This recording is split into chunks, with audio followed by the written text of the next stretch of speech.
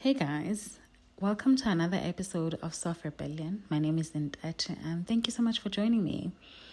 So, I've been gone for like 2 weeks and it wasn't deliberate. I had recorded sessions before, but they just didn't feel okay. I haven't been feeling okay. I think the last episode I posted was that I'm not okay.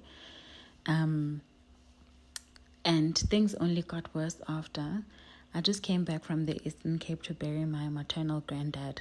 He was the only grandparent I had left, the only elder in the family left, at least on my mom's side, you know. He's not my mom's dad, obviously, because he passed on a long time ago, but he was my mom's like a younger brother to my mom's dad. And since I never really met my granddad, he died when I wasn't even born yet. This was the only granddad I knew, you know. I wish we'd been closer, but I suppose I've created my life in such a way that I've insulated myself from rural life. And I'll tell you in a minute why. But that's the context, the reason why I've been away. But also the fact that my dog hasn't been well, right? I thought he was getting better, but then he got worse. But now he's finally back to himself, so I feel relieved. But going back home, being back in the Eastern Cape is just so depressing, guys. I know a lot of times I romanticize rural life. I romanticize the idea of being in a serene, peaceful environment with plenty of land. One of the things I struggled with moving to Joburg was how inhumane the conditions are in regards to space. Everyone is just crumpled up in this small space, whereas in the rural areas, people have vast amount of land, no matter how poor, but you always have access to land. And it's something that I really, really enjoy, which is why I think I like hiking so much and camping so much, because I'm out in the open, surrounded by trees. And a breath of fresh air, unlike being in Joburg indoors and hearing your neighbors, you know, barely having any room to breathe. So outside of the romanticism that I like to indulge in regarding rural life, there's a lot of adverse poverty there, guys. Violence and death. It's almost as if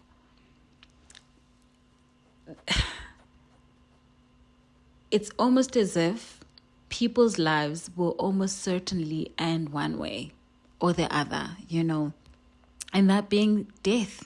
I think it's certain death. I was writing my thoughts about, you know, a photo dump I did on Instagram, and I thought, I am a survivor. Like, I've survived rural areas, and there's a guilt that comes with having survived rural areas, because not many people will survive it, you know.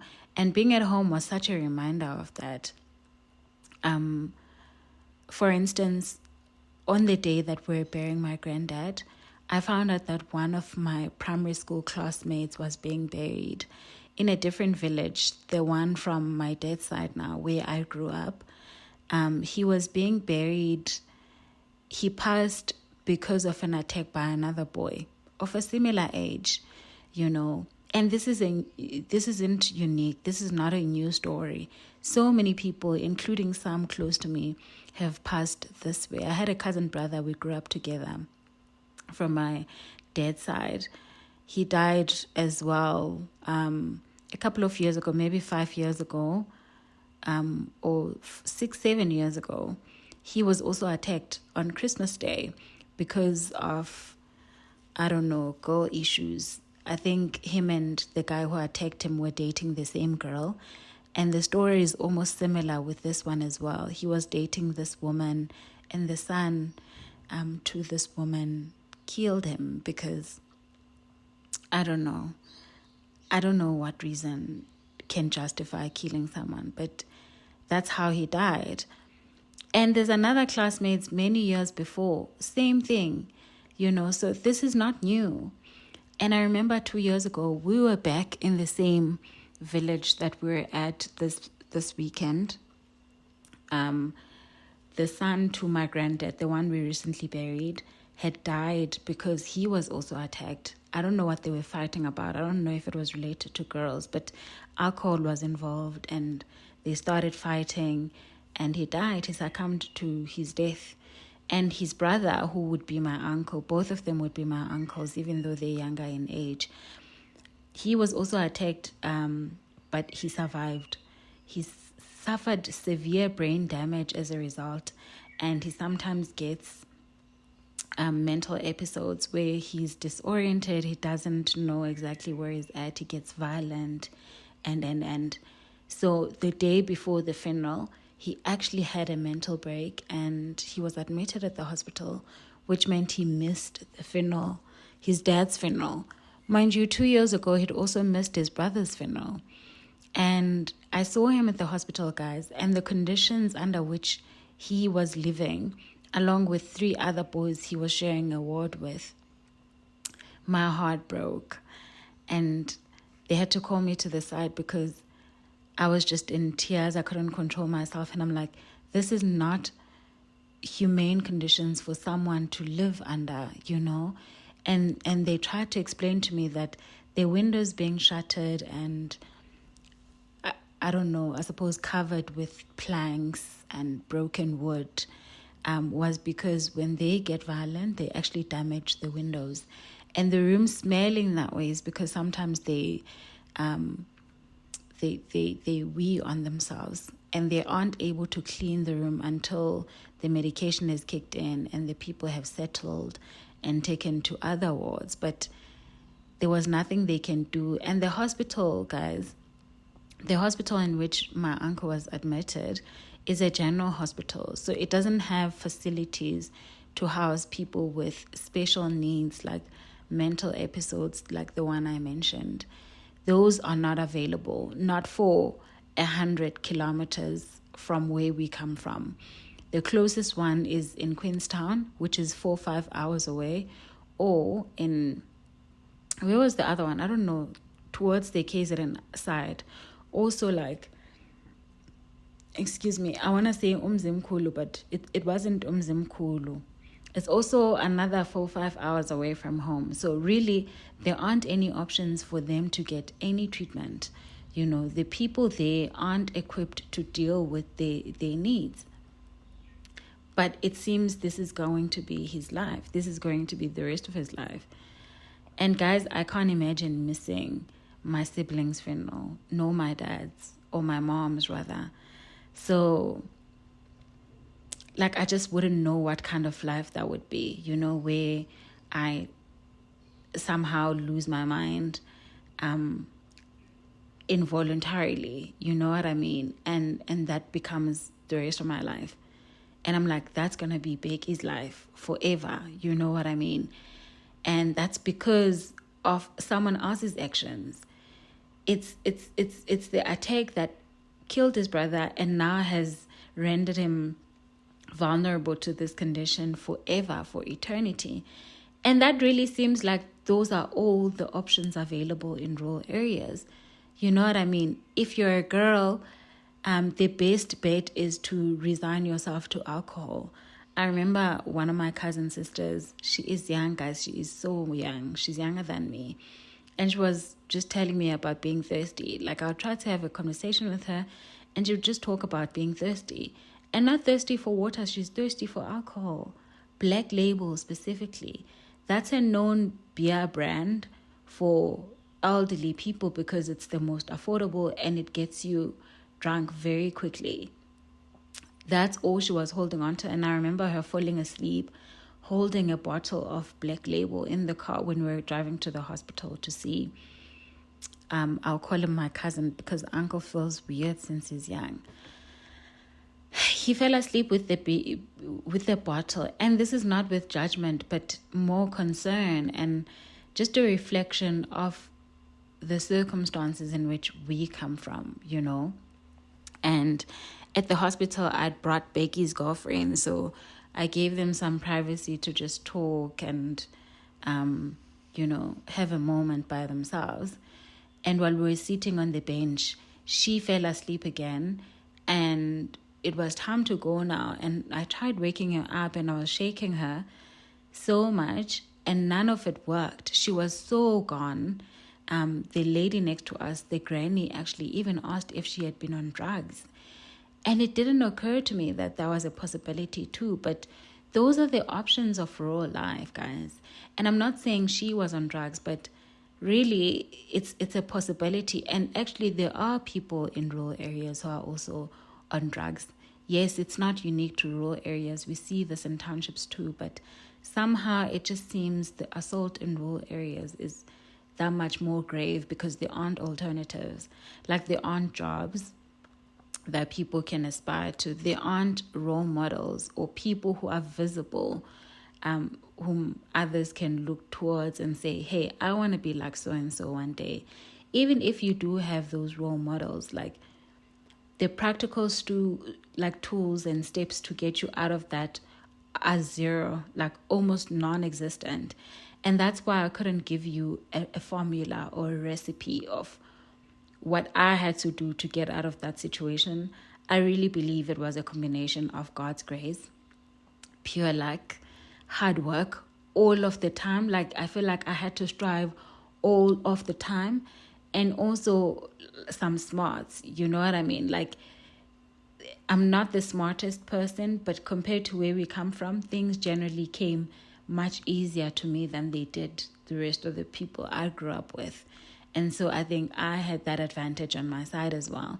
If you don't have that combination, then you aren't likely to succeed. The guy I mentioned, the one I went to school with who was being buried on Saturday, he was one of the smartest kids. Guys, he used to get awards because he looked so neat. Even his writing, like teachers paid attention to kids who came from a good background. Like his mom looked after him, bought him the full school uniform. He was neat, his shirt was clean, socks washed every day. And he wrote really, really well, was attentive in class. Like these are people who had promising lives. But all of that was stolen. It was cut short because of the violence of where we come from. And really, there are no alternatives. There are no programs, nothing that can get people out of that circumstance. You know what I mean? And that's how I really think I have survived rural areas, because by all indications, I shouldn't have made it out. You know, I shouldn't have made it out. I think I forget sometimes because I've curated my life to a life of ease so much, even though it is still hard. Like I still have a challenging life, but I think that's life in general. And that's something that everyone experiences. It's not unique because I'm disadvantaged in any way. There's lots of advantages that I now possess, which aren't available to people from where we come from.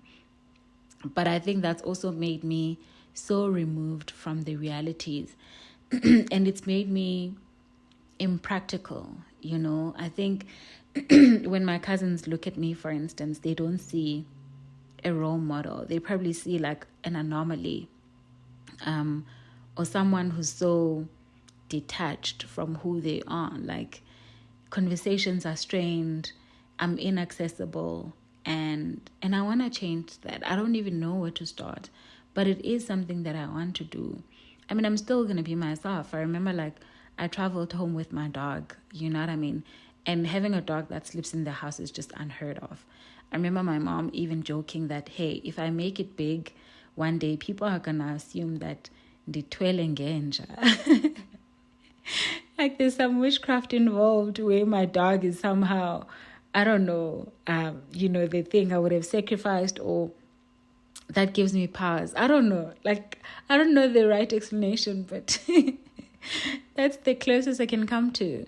You know, it is not common for people to travel with their dogs or to even have pet dogs. You know what I mean? Dogs sleep outside at home. And dogs are there to protect people, not as pets or even as babies. Like, I brush my teeth, like my dog's teeth, and I wash him, and he's on a feeding schedule and on a peeing schedule. You know what I mean? Like, we've got an entire routine, guys. In the morning, after our walk, I spray him, brush his fur, moisturize his paws and nose. Like, all of those things. And that's just treating a dog as if he's human. And it is by design, because doing so brings me so much joy. But it allows me to romanticize my life in a way that I get excited about. And not a lot of things get me excited about life, And I think after going through all these hardships I've mentioned, I deserve some romanticism, some excitement about something that's not connected to work, that's not for anyone else's benefit but my own, So my dog is really important because it really does that. But yeah, guys, I really wanted us to reflect on where we come from, because sometimes you can get so caught up in striving and wanting a better life and like reaching for all these goals and dreams and big plans. We forget where we come from. And I think a lot of times I've forgotten exactly where I come from. The fact that I'm the only one, literally. I don't know anyone from my primary school who's made it. I'd love to see them. And made it for me isn't even like, guys, I use the term made it very loosely, because I'm a million miles away from where I want to be, right? I'm not even close to what's possible, what's within reach for me to achieve. But at the same time, I am so far away from where I came from. You know what I mean? Like, there was a point where I didn't have shoes to go to school. Or I had shoes, but they had holes underneath, and I'd have to put cardboard or box layer, like a cardboard, to kind of buffer me from the gravel. You know what I mean? Where I didn't have food to go to school. I saw one of my uncles, whom I grew up with, and she was like, "Oh, he used to give me money." He didn't. Money for lunch. I didn't have money for lunch. I remember I would get 10 rands. My aunt would give me 10 rands month end. And that 10 rand was supposed to cover me for lunch. But it would only cover me lunch that day, because that school was very expensive. Sanitary towels, I didn't have those. Like, when they talk about period poverty, it's a real thing. But I just couldn't have those conversations with her, because it wasn't an environment where we could freely talk about those things. You know what I mean? But also, the conversations was always about a lack of money. I didn't feel that there was resources for me to ask for those kind of things. So I'd use a towel and wash the same towel every day. And in kyabule, I don't know what kyabula is in English, but basically my skin would be so tender, because I've literally been wearing this wet cloth all day, and I couldn't play. Like, kids would ask me to go play with them. I was in grade 9 at the time, and I couldn't play, guys. And I was like, I don't know how to explain to you that I can't play, because what if this thing falls? And I'm yet again a joke of the school, because there's so many things that I was already a joke about. I didn't fit in that environment, because the kids, they were kids of public servants. They had money in their houses. They had all the uniform, and they'd gone to the same schools or similar schools, so they could very well articulate themselves, something that I wasn't yet accustomed to. So, and also, how would I tell them that I'm hungry? Like, I don't have energy to play. That's a real thing. When you're so hungry, you've got a headache. I just always thought headaches were normal. Like, as the day goes, it's just normal to get a headache, maybe because it's hot and you're dehydrated. But actually, thinking back to it, it was probably because of hunger, So those are some of the experiences I got through. And all of those things are some of the reasons girl children drop out of school, and boy children, I suppose, because hunger is one that's quite common, and being bullied and stuff. And people wouldn't know that from seeing me now, like looking at my face. And I suppose people, even in the village we came from, wouldn't know.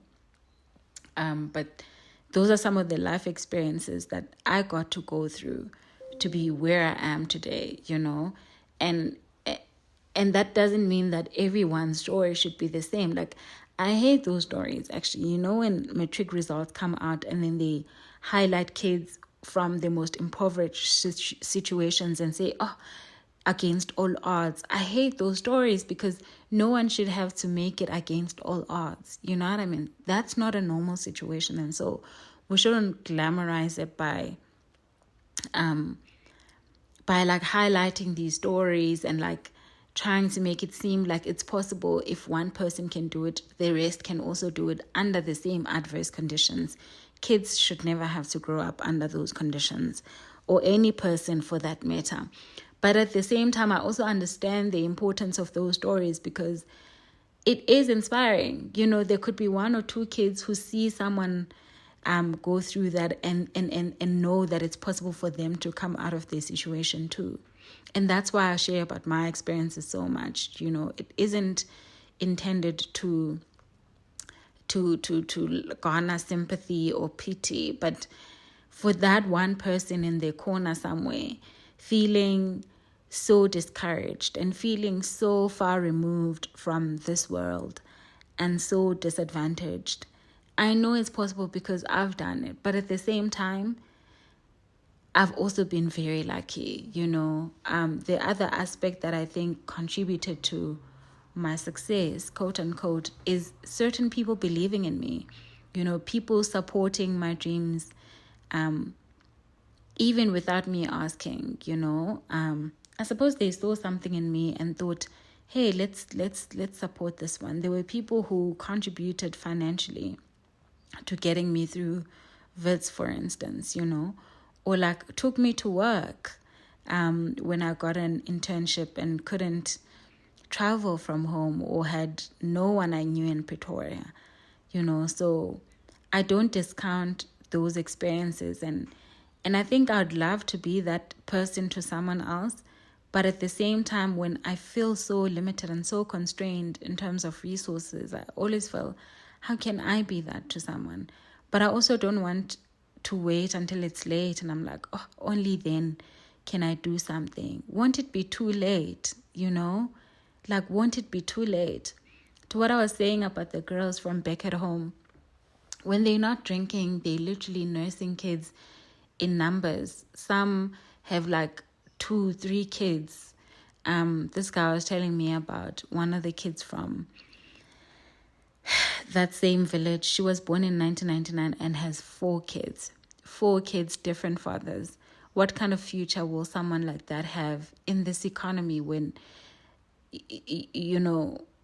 livelihoods are so expensive? The cost of living is so expensive.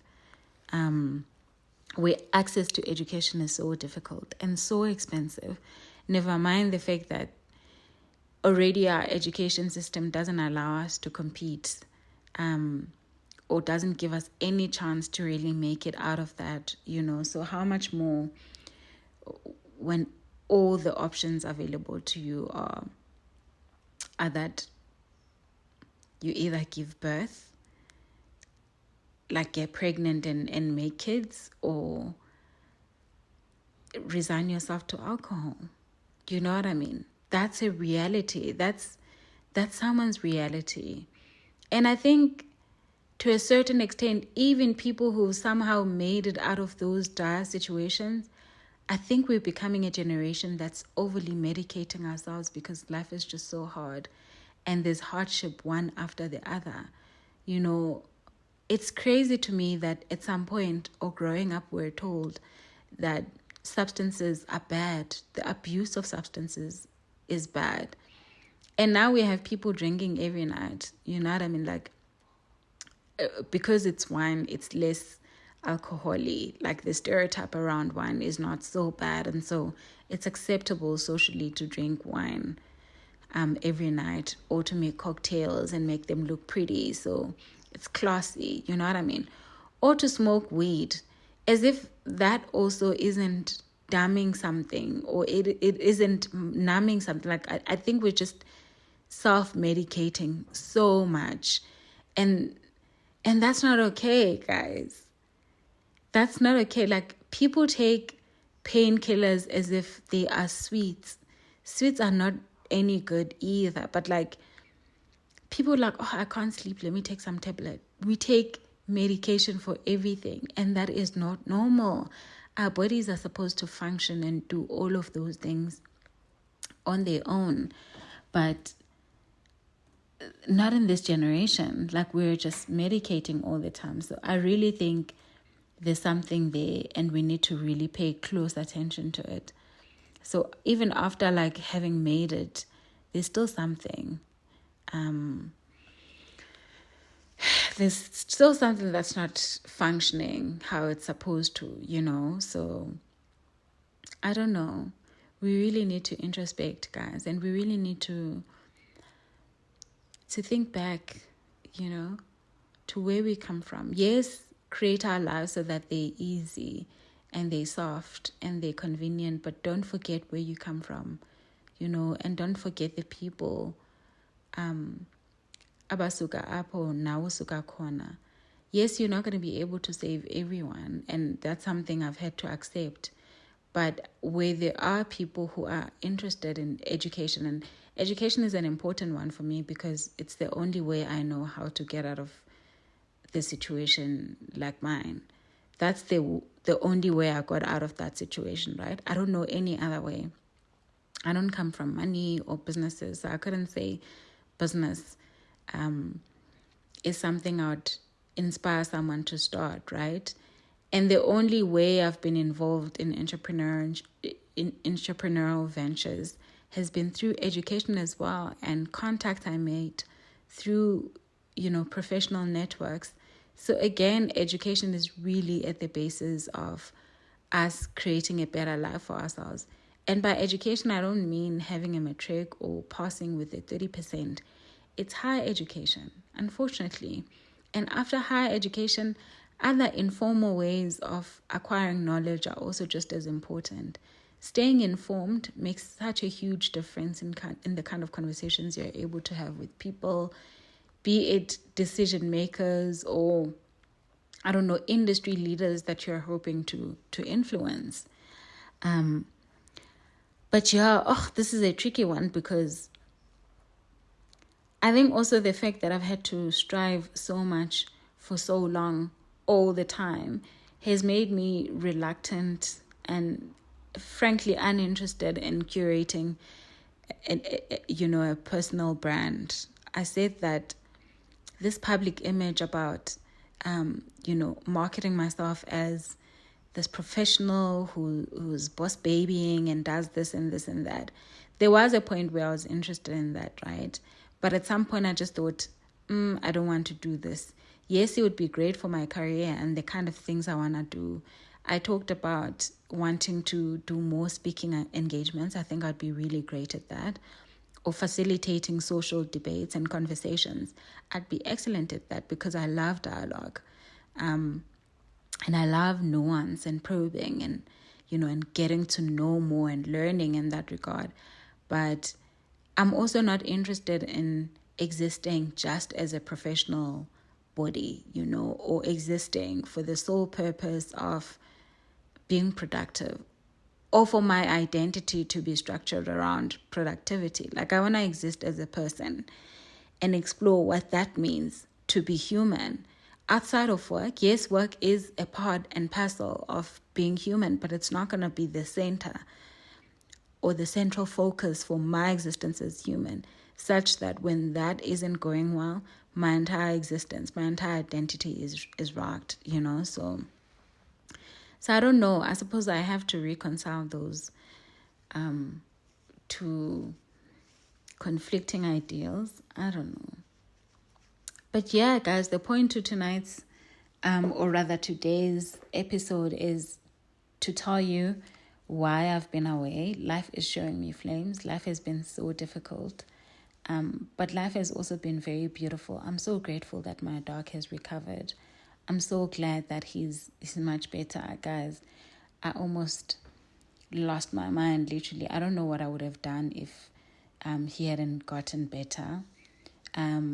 But I think I'm also going to be very cautious about what I let him ingest going forward, even if it's prescribed by professionals, because it was administered by a vet, the medication that he reacted to adversely. It is available on the shelves, and doctors prescribe it. It was FDA approved, and yet my dog still reacted in this way. So I think we also need to use our own discretion about what exactly we allow into our bodies. And this brings me to the conversation about us popping pills and ingesting, like self-medicating all the time. These are all substances that have been approved, you know what I mean, or are socially acceptable, and yet they don't necessarily mean that they're good for us, so we need to really think more and deeply about what we allow into our spaces and how they affect us in the long term, and try to dig deep about what's wrong. Like, I don't always know this, but I do suspect that some of these feelings are indications of something that isn't working as well as it should. And so we really need to pay close attention, to what that may be. And for me, the survival's guilt, going back to that conversation, I think it's about the fact that I haven't really done much work to support my family. I've been focused on my immediate family, sure. And support, I don't just mean throwing money at the problem, right? Because I'm very good at that. I'm very good at working hard and providing financial resources to support my family. But over and above that, people aren't just raised by money. People aren't nurtured by money. Having conversations with people is important. Being curious and interested in their lives is important. Asking about how they're doing. Sharing your own experiences with them. I don't think I let my family in very quickly. They probably mostly learn about me through social media, because it's easier somehow talking to a phone than having a conversation with them, especially because I feel misunderstood a huge proportion of the time, or a large amount of time. You know what I mean? Like, I feel so misunderstood, and I feel so obscure. You know what I mean? Interestingly, I think it's part of the reason why I maybe made it out of that situation.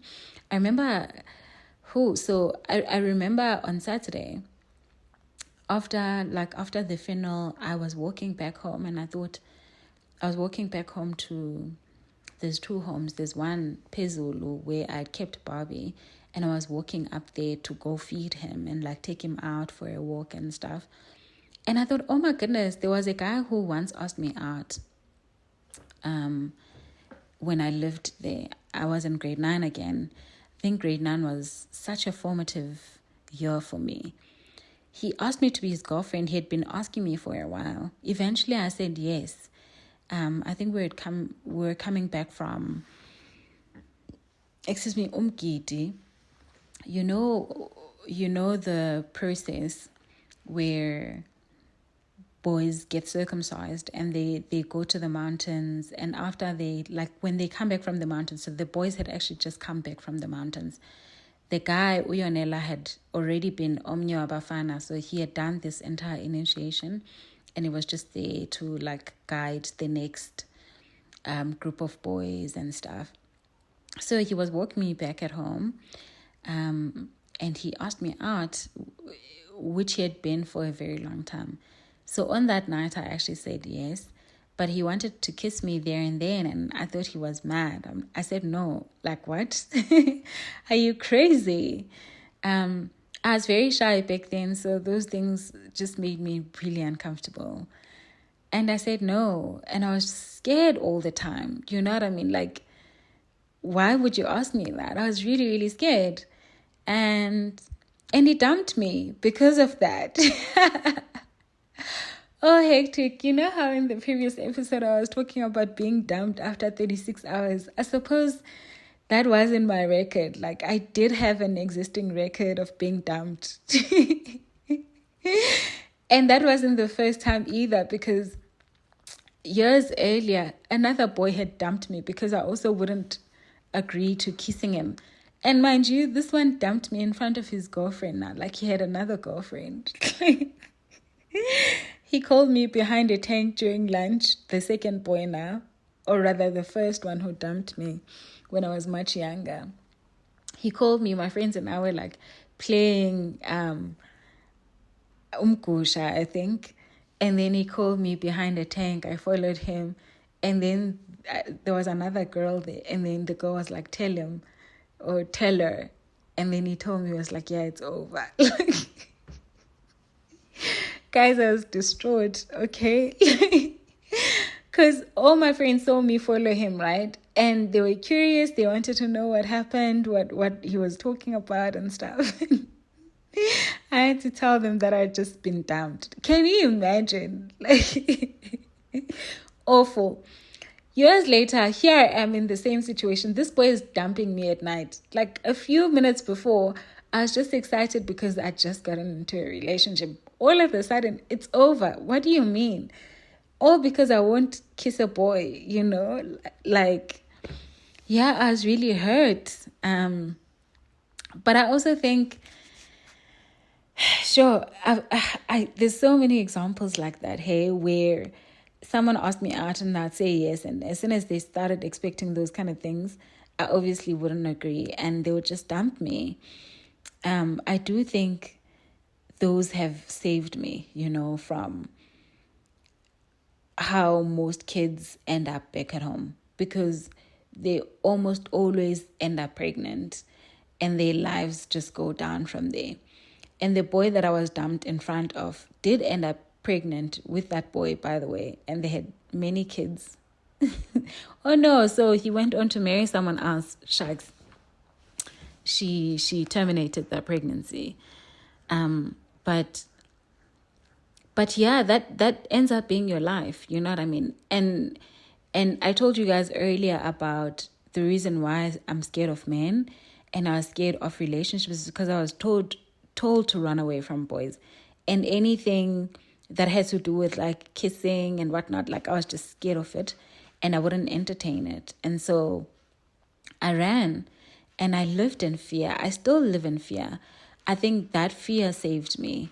It's not necessarily a good thing because now I'm still trying to unlearn the fear and work through it. But it is the thing that at least delayed, you know, some of these circumstances that would have rendered my life null and void, you know, or would have led me to end up drinking my life away or be someone's mother long before I was even ready for that, you know. So my dog is acting crazy, so I'm gonna end this very quickly.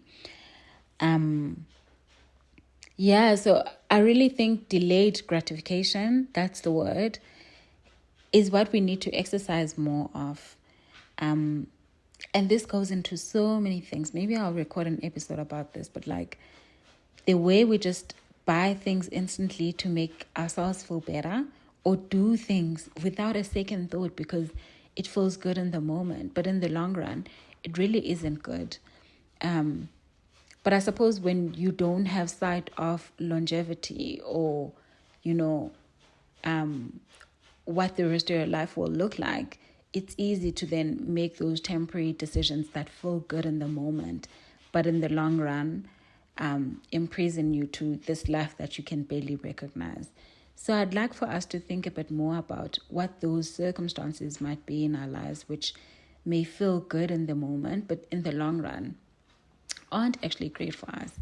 Exercise is one example for me. I mean, I always go back to exercise. I think much like education, it's one of those things that I will always prescribe because it works. And it's the only thing I know is effective, works effectively against so many things, you know. So it's not nice in the moment and it feels like punishment, but really in the long run, it's what distinguishes those who are successful from those who aren't, those who are healthy from those who aren't, those who live a long, healthy life, and those who maybe live long but are suffering in the process.